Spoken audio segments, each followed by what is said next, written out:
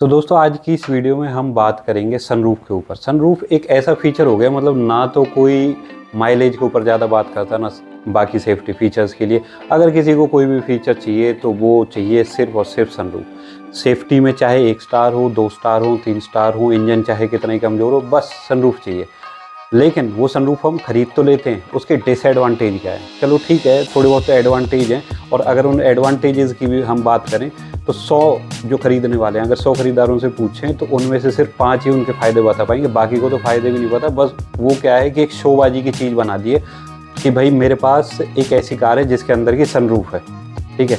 और वो ज़्यादातर यूज़ होती है, आपने देखा होगा कि बच्चे उससे बाहर निकल रहे हैं और इन सब कामों के लिए यूज़ हो रही है, जो कि बहुत ज़्यादा खतरनाक भी है। तो सनरूफ के जो थोड़े बहुत फ़ायदे हैं वो तो सबको पता ही, थोड़ा वेंटिलेशन बना देता है, कार देखने में अच्छी रहती है, और अगर आप ठंडी जगह पे कहीं रहते हो तो अगर आप सनरूफ ओपन करके चलते हो तो आप पूरा जो मौसम है उसका आनंद ले सकते हो। अब बात आ जाती है कि इसके जो फ़ायदे हैं उनसे कहीं ज़्यादा इसके नुकसान है, इसके डिसएडवांटेज हैं। तो उन डिसएडवांटेज की बात करेंगे, 10 ऐसे डिसएडवांटेज जिनके बारे में हमें ज़रूर कहीं ना कहीं डिस्कस करना चाहिए और ये कहीं ना कहीं मिसिंग है।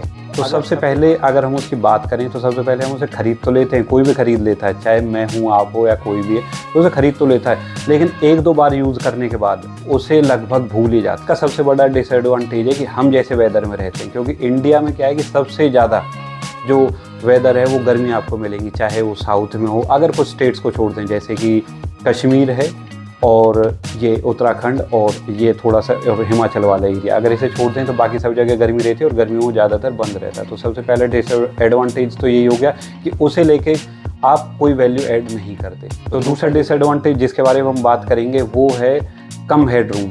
मतलब चाहे गाड़ी आप ठंडी जगह के लिए ख़रीदो या बिल्कुल आप सिर्फ शोबाजी के लिए ख़रीदिए, तो उसमें आपको मिलेगा सबसे कम हेडरूम। क्योंकि उसमें थोड़ी सी, अब जो नॉर्मल गाड़ी होती है उसमें क्या होता है कि एक लोहे की शीट होती है और उसके नीचे एक लिड लगी होती है जो मतलब जो कपड़े की और बाकी फैब्रिक की बनी होती है, वो लगी होती है और बस ख़त्म। लेकिन सनरूफ में क्या है कि ऊपर वो ग्लास होगा, ग्लास के नीचे उसका जहाँ वो मूवमेंट करेगा उसका रैक लगा होगा और एक मोटर लगी होगी जो उसे मूव करती है, ठीक है। और इसी के लिए उसी के नीचे एक लिड लगी होती है जिससे कि डायरेक्ट सनलाइट उसमें ना आए, तो उसके लिए भी जगह बनाई जाती है। तो इसी चक्कर में कम से कम 1 से 2 इंच के आसपास का वो जो हेडरूम है वो कम हो जाता है। और बहुत सारी गाड़ियों में आपने देखा होगा, अगर हाइट ज़्यादा है तो सनरूफ वाली गाड़ियों में जो 6 फीट और उससे ज़्यादा हाइट वाले बंदे हैं तो उनका कहीं ना कहीं सर टच होता है। और ये खासकर आपको प्रॉब्लम देखने को मिलेगी पैनोरामिक सनरूफ में, क्योंकि उस जो छोटे वाले सनरूफ होते हैं नॉर्मल सनरूफ, तो उनमें तो भी आपको पर्टिकुलर एक जगह तक के लिए ही कम हेडरूम होगा, पीछे वाले पैसेंजर्स के लिए ओके होगा। लेकिन जो पैनोरामिक होते हैं उसमें कंप्लीट गाड़ी में आपको कम हेडरूम ही मिलेगा। तीसरा जो इसका डिसएडवांटेज है वो है इसका एरोडाइनमिक। मतलब इसे हम खरीद तो लेते हैं, कोई इशू नहीं है, हमने खरीद लिया ऐसे, हम इसे चला रहे हैं, लेकिन अगर सनरूफ ओपन करके आप हाई स्पीड में चलते हो तो ये गाड़ी की एरोडाइनमिक को बिगाड़ता है। तो एरोडाइनमिक की वजह से क्या है कि गाड़ी में अननेसेसरी ड्रैग क्रिएट होता है, जिसकी वजह से माइलेज गिर सकती है। आपने देखा होगा कि जो ज़्यादातर जो कार बायर्स हैं वो अपनी विंडो भी नीचे नहीं करते, क्योंकि गर्मी काफ़ी पड़ती है, बाहर का मौसम ऐसा है, ह्यूमिडिटी काफ़ी है, तो उसकी वजह से विंडो भी नीचे नहीं करते। लेकिन अगर आप चाहते हो कि मैं उसे सनरूफ को ओपन कर लूँ तो उसकी वजह से भी सेम ही इम्पैक्ट पड़ेगा, ड्रैग काफ़ी ज़्यादा बढ़ जाएगा। हालांकि जो विंडोज़ हैं उनसे कम होगा लेकिन ड्रैग बढ़ जाएगा, जिसकी वजह से कि माइलेज में ड्रॉप भी आ सकता है। और उससे भी ज़्यादा दिक्कत है कि इतनी स्पीड में आप देखोगे तो हमारे यहाँ जो छोटे छोटे जो कीड़े मकोड़े होते हैं, अगर आप किसी भी एक्सप्रेसवे पे जाते हो तो आप देखोगे कि विंडशील्ड और लाइट पे सब जगह छोटे छोटे कीड़े मतलब चिपक जाते हैं। तो वो सभी कीड़े अगर आप सनरूफ ओपन करके चला रहे हो तो गाड़ी के अंदर भी आएंगे, तो इन सब चीज़ों से बचना भी बहुत ज़रूरी है। चौथा इसका जो डिसएडवांटेज है, सनरूफ ऐसा तो है नहीं कि कोई बहुत ज़्यादा मजबूत चीज़ का बना है। तो ये कहाँ से बना है? ये एक ग्लास होता है, हालांकि टफ एंड ग्लास होता है, इतनी आसानी से टूटने वाला नहीं होता। लेकिन अगर बात करें स्टील से, मतलब लोहे से,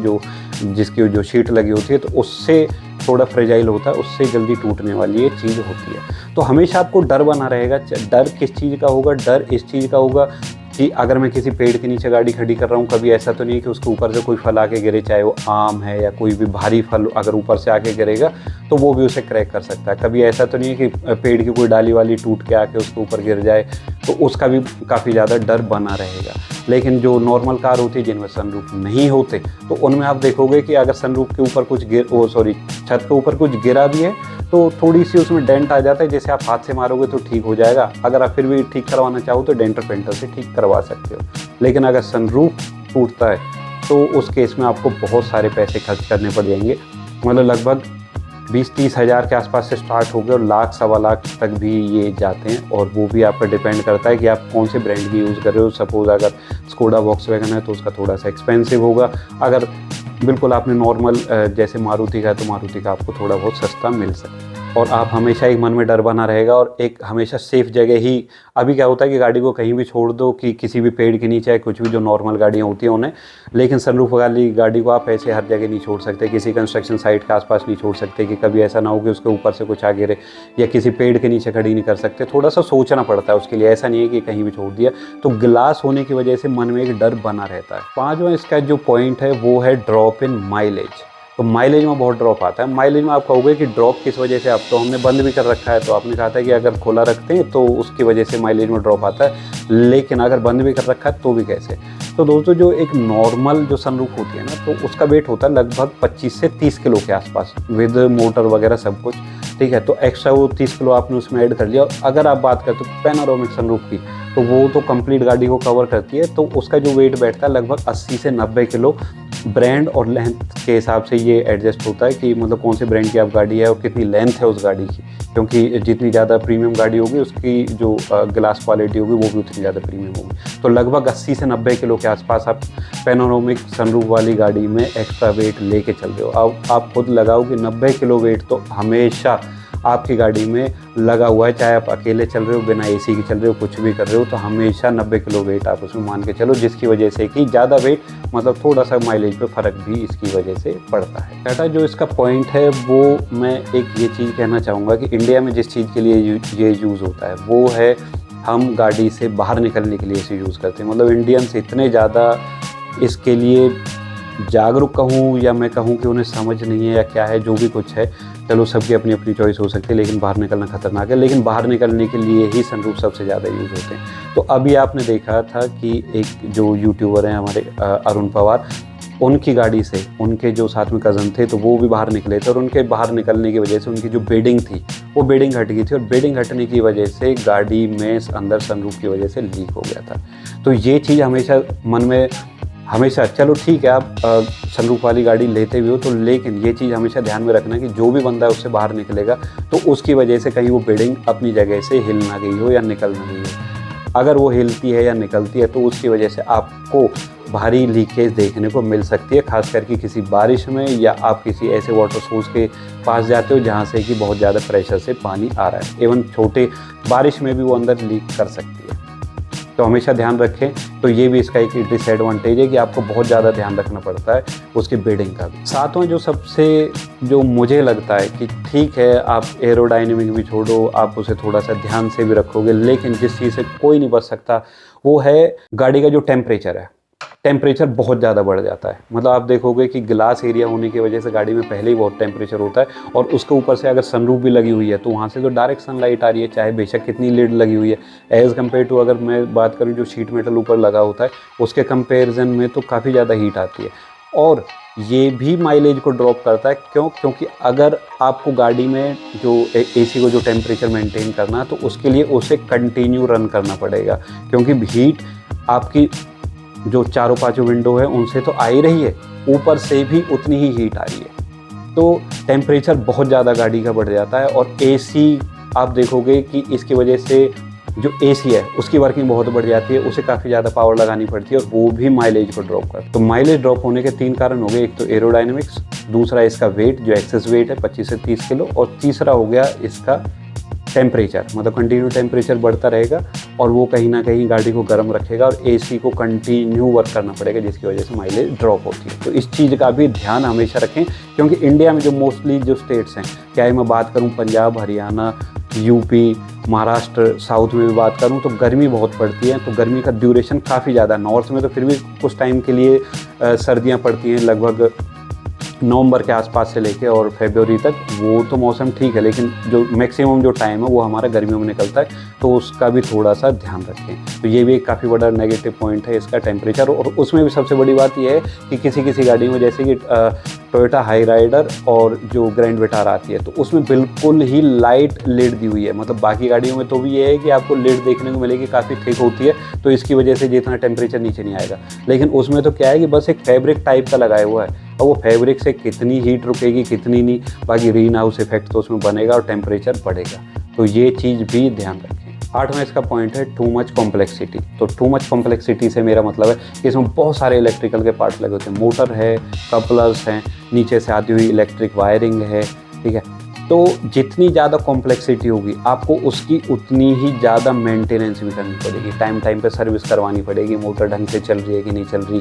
कभी ऐसा तो नहीं है कि धूल या पत्ते आने की वजह से जो मेरा जो उसका पाइप होता है, जहाँ से कि उसका जो वाटर है, जो आउटलेट होता है उसका पाइप, कभी वो चौक तो नहीं हो गया, या जो उसमें जगह बनाई होती है कहीं वो धूल या पत्ते भरने की वजह से वो जगह तो चौक नहीं हो गया, या जो मेरा रैक है, रैक पे तो कहीं कोई ऐसी चीज़ नहीं है कि उस पर वो सनरूफ आगे पीछे ना हो सके या कोई दिक्कत हो, या मोटर मेरी प्रॉपर वर्क कर रही है। मतलब अब इसमें रिस्क क्या है कि धूल पत्ते और ये सब चीज़ें ये कहीं ना कहीं उसकी लाइफ को तो कम कर ही रही हैं और हमारी मेंटेनेंस को भी बहुत ज़्यादा बढ़ा रही हैं। मतलब एक तो एक गाड़ी थी जिसमें आपने बस ऊपर कपड़ा मारा और लेके चल दिए, अब आपको अलग से उसकी मेंटेनेंस भी करवानी पड़ेगी, 2000, 3000, 4000, 5000 जैसी भी कोई ब्रांड चार्ज करता है कि भाई ये सनरूफ की मेंटेनेंस की चार्जिंग है। और ऊपर से जो उसकी बिडिंग है, टाइम के साथ आप देखते हो कि रबड़ की भी क्वालिटी कम हो जाती है, चाहे वो दरवाजे में लगी रबड़ है या पीछे बूट में लगी या कहीं भी लगी रबड़ है, तो उसकी क्वालिटी डिग्रेड हो जाती है। जैसे जैसे क्वालिटी डिग्रेड होगी तो लीकेज के चांस बढ़ जाते हैं, तो आपको टाइमली वो भी रिप्लेस करवानी पड़ेगी। अगर मोटर में दिक्कत आती है तो मोटर करवानी पड़ेगी। सपोज़ आप कहीं बाहर जा रहे हो, कुछ ऐसा होता है कि मोटर काम नहीं करती है, आपने सनरूफ ओपन कर रखा है, मोटर काम नहीं कर रही है, मोटर काम नहीं कर रही है, तो आपने देखा होगा यही सेम केस अरुण पवार भाई के उसमें हुआ था। तो उनके केस में क्या था कि पीछे सनरूफ ओपन तो हो गया, अब वो आगे नहीं जा रहा।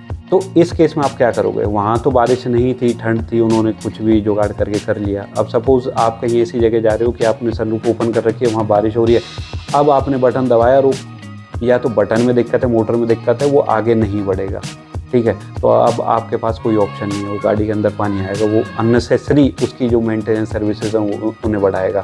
और बहुत ज़्यादा जो इलेक्ट्रॉनिक्स पार्ट हैं वो ख़राब होने का भी उतना ही ज़्यादा डर रहता है, तो इस चीज़ को भी ध्यान में रखें। 9वां जो पॉइंट है वो है इसकी जो सर्विस की आपको टाइमली इसे करवानी पड़ेगी। मतलब एक तो होता है कि गाड़ी की सर्विस हमने नॉर्मली करा ली, लेकिन उसके साथ साथ आपको पूरा ध्यान रखना पड़ेगा कि इसकी सर्विसिंग कब होगी, प्रॉपर फंक्शनिंग हो रही है कि नहीं हो रही, प्रॉपर मोटर काम कर रही है कि नहीं कर रही। और उससे भी ज़्यादा जब आप PDI लेने जाते हो तब से ही इसकी वर्किंग शुरू हो जाती है। मतलब जब आप गाड़ी की PDI करने जा रहे हो तब भी ओपन करके देखो उसे, ओपन हो रहा है कि नहीं हो रहा, कहीं किसी बिल्डिंग में कोई दिक्कत तो नहीं है। उसके बाद जब पहली सर्विस है, दूसरी सर्विस है, तो उसमें उसकी जो फंक्शनिंग है वो प्रॉपर है, उसे क्लीन करवाओ। उसके लिए हो सकता है कि जो ब्रांड्स हैं वो ज़्यादा चार्ज करें, क्योंकि उनके लिए तो वो एक्स्ट्रा वर्क ही बढ़ रहा है, तो वो उससे आपके चार्ज ले सकते हैं। लेकिन इसकी सर्विसिंग एक अननेसेसरी मतलब गाड़ी की सर्विसिंग के एक्स्ट्रा आपको देनी पड़ेगी, सर्विसिंग चार्जेस चाहे कुछ भी है, और आपको थोड़ा सा माइंड में रख के भी चलना पड़ेगा। मतलब गाड़ी की सर्विस से ही मतलब नहीं है, आपको सनरूफ की सर्विस का भी ध्यान रखना पड़ेगा। तो एक सर्विसिंग इसका नेगेटिव पॉइंट है कि इसे रेगुलर सर्विस चाहिए। और 10th जो पॉइंट मुझे जो लगता है कि वो कहाँ दिक्कत देता है, वो है कि जैसे जैसे ना, अभी तो आपने देखा होगा पिछले 3-4 साल में बहुत ज़्यादा बढ़ गई हैं सनरूफ वाली कारें, उससे पहले इतनी ज़्यादा नहीं थी, तो अभी तो बहुत सारी गाड़ियों में आने लगी हैं। तो जैसे जैसे इनका बुढ़ापा आएगा, जैसे कहते थे ना कि पहले कि टाटा का बुढ़ापा अच्छा नहीं है या इसका अच्छा नहीं है, तो आपने किसी भी गाड़ी का देखा हो, चाहे वो लग्जरी है, ऑडी, BMW, मर्सिडीज, तो जैसी उनकी एक एज लिमिट पूरी होती है तो उनकी रीसेल वैल्यू कम हो जाती है। तो उसका कारण क्या है कि उनमें ये फीचर पहले से आते थे, भाई सनरूफ काम नहीं कर रहा ढंग से, उसकी बिडिंग में दिक्कत है, उसके जो आउटलेट पाइप हैं, ठीक है, जहाँ से पानी बाहर निकलता है उनमें दिक्कत है, वो बदलने पड़ेंगे, ये बदलना पड़ेगा, मोटर में दिक्कत है, पूरी तरह क्लोज नहीं हो रहा, बटन काम नहीं कर रहे। तो ये आपके में एक्स्ट्रा चेक पॉइंट बढ़ा देता है जो भी डीलर खरीदेगा उसके लिए। मतलब उससे पॉइंट निकालने के लिए कहीं ना कहीं एक आध चीज़ और मिल जाएगी। सपोज आप 7-8 साल बाद जाते हो लेने की गाड़ी देखने के लिए, और फिर उस टाइम पे वहाँ अगर डीलर उसकी जो बिडिंग है वो देख के कहता है कि जी इसकी बिडिंग तो ख़राब हो चुकी है, तो बदलेगी, और इसका तो लगाओ कम से कम खर्चा ही जो भी है 2000 4000 5000 वो लगेगा, तो इतना और कम कर दो। मतलब एक गाड़ी आपके पास नॉर्मल होती तो उसमें कुछ नहीं था, उसमें तो कोई चेक ही नहीं करता। अब इसमें ये और पूरी फंक्शनिंग चेक होगी, कैसे पानी बाहर निकल पा रहा है नहीं निकल पा रहा है, वो आपकी अलग से हेडेक बढ़ाएगा। रीसेल वैल्यू भी कम कर रहा है, अलग से हेडेक भी बढ़ा रहा है मैकेनिकल और इलेक्ट्रिकल चीज़ होने की वजह से। तो ये इसका 10वां और सबसे मेन पॉइंट है। अब बात कर लेते हैं कि फिर क्या हमें सनरूफ नहीं खरीदना चाहिए। मतलब इंडिया के हिसाब से जो मेरा ओपिनियन है, सबका ओपिनियन अलग हो सकता है, सबकी अपनी अपनी चॉइसेस हैं, लेकिन जो मेरा ओपिनियन है, इंडिया के वेदर कंडीशंस को देख के हमें सनरूफ की ओर नहीं जाना चाहिए, बल्कि उसके कंपैरिजन में और कई सारे फीचर्स हैं। अगर हम उनकी डिमांड करेंगे, जैसे कि वेंटिलेटेड सीट्स हैं, तो वो ज़्यादा वैल्यू फॉर मनी है एज़ कम्पेयर टू सनरूफ। तो हमें उनकी तरफ स्विच करना चाहिए। और जैसे जैसे हम कंपनी को पुश करेंगे ना, तो हमने पुश किया था, मतलब इंडियन बायर्स ने पुश किया था, तभी सब गाड़ियों में आप देखोगे कि कम बजट वाली गाड़ियों में सनरूफ आने स्टार्ट हो गए। ऐसे ही अगर हम पुश करेंगे और हम ज़्यादा सेफ, ज़्यादा जो वैल्यू फॉर मनी या जो ज़्यादा नीडफुल फीचर अगर उन्हें मांगेंगे तो कंपनी उन्हें भी देंगी। 2 गाड़ियां हैं जो मेरी नज़र में, हो सकता है कि और भी हों, लेकिन 2 गाड़ियां जो इस चीज़ को फुलफ़िल करती हैं। एक तो वो है टाटा की नेक्सन, जिसका कि जो लक्स वेरिएंट है, XZ प्लस लक्स आता है, उसमें आपको सनरूफ नहीं मिलेगा, वेंटिलेटेड सीट्स मिलेगी। मतलब वो किसी ऐसे बायर के लिए है कि सपोज़ मैं हूँ, मुझे सनरूफ से कोई लगाव नहीं है, मैं नहीं चाहता कि सनरूफ हो, ठीक है, तो मैं वो गाड़ी उठा के ला सकता हूँ। तो मेरे लिए, मतलब ऐसे बायर्स के लिए जिन्हें ऐसी चीज़ नहीं चाहिए, उनके लिए काफ़ी ज़्यादा बेनिफिशियरी है। और दूसरी है स्कोडा की कुशाक।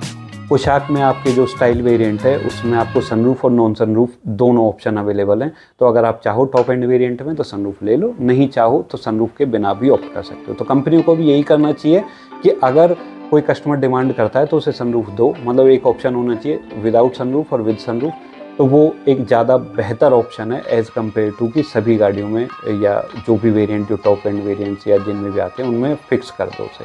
बाकी हमारे ऊपर है कि हम कैसी नीड रखते हैं अपनी मार्केट में, तो उसके हिसाब से कार कंपनीज उसे पूरा करती हैं। हमें चाहिए कि हम इसके कंपैरिजन में एज़ कम्पेयर टू सनरूफ हम ज़्यादा बेहतर जो फीचर हैं, जो हमें ज़्यादा अच्छे से वैल्यू देंगे, वो है वेंटिलेटेड सीट जैसी सीट पे और एक रियर AC वेंट, उन पे ज़्यादा फोर्स करना चाहिए, ना कि सनरूफ पे। तो दोस्तों, कैसी लगी आपको ये वीडियो? अगर आपको ये वीडियो अच्छी लगी तो इसे हमारे चैनल को लाइक करें, शेयर करें और सब्सक्राइब करें। फिर मिलेंगे किसी दूसरी वीडियो में, तब तक के लिए जय हिंद।